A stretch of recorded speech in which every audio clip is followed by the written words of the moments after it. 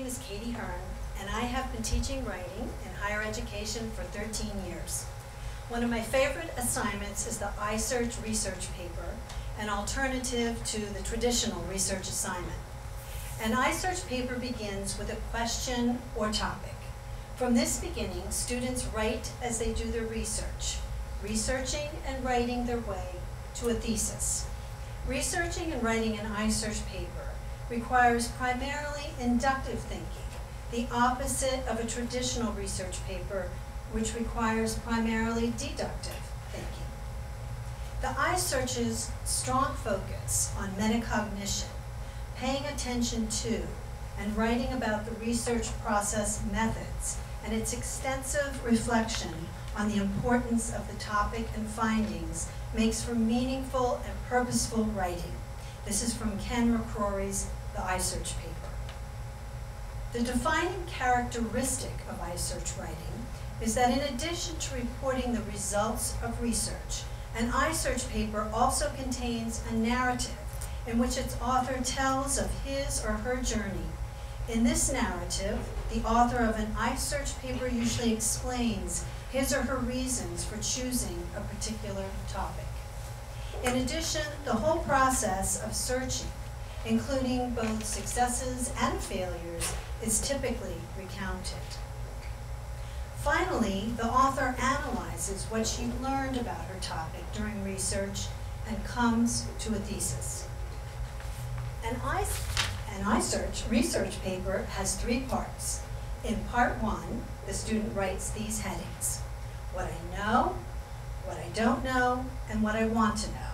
Under each heading, the student writes a bulleted list.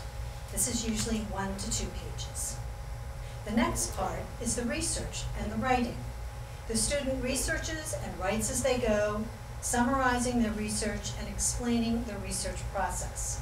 The writing in this part contains both the content of the topic being researched, as well as how and why the student has chosen each source. Numbers and types of sources can be a part of this assignment. For example, 5 books, 6 Cook library, database sources, 1 video, etc. The length of this section is 5 to 25 pages. Part 3 is the thesis, or what I learned. The student comes to a thesis after analyzing their research. This is not a summary of part 2.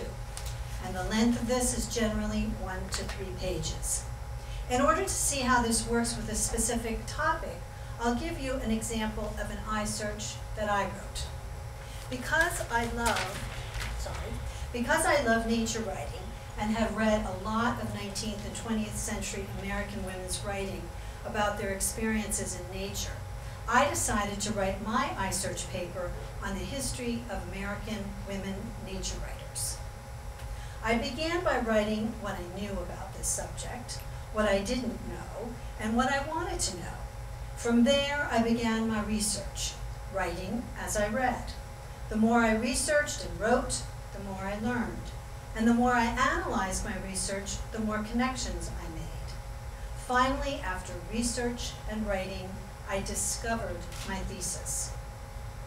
In the 19th century, women wore hats all the time, adorned with bird feathers, and sometimes entire birds, most of them songbirds.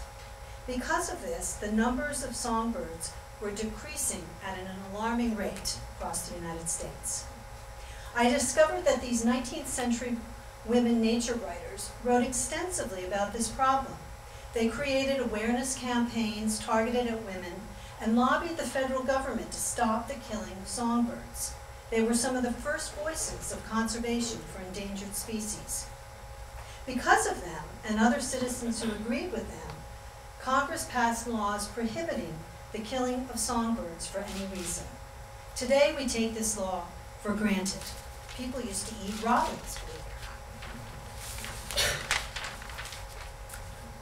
not. I have used this assignment in different courses in the English department and in the College of Education. I have found that it works well across the curriculum. Students have written iSearch papers on topics in the areas of science, education, psychology, math, business, computer science, and healthcare. If you would like a copy of my iSearch assignment and student examples of iSearch papers, I'll be happy to send it to you. Sorry.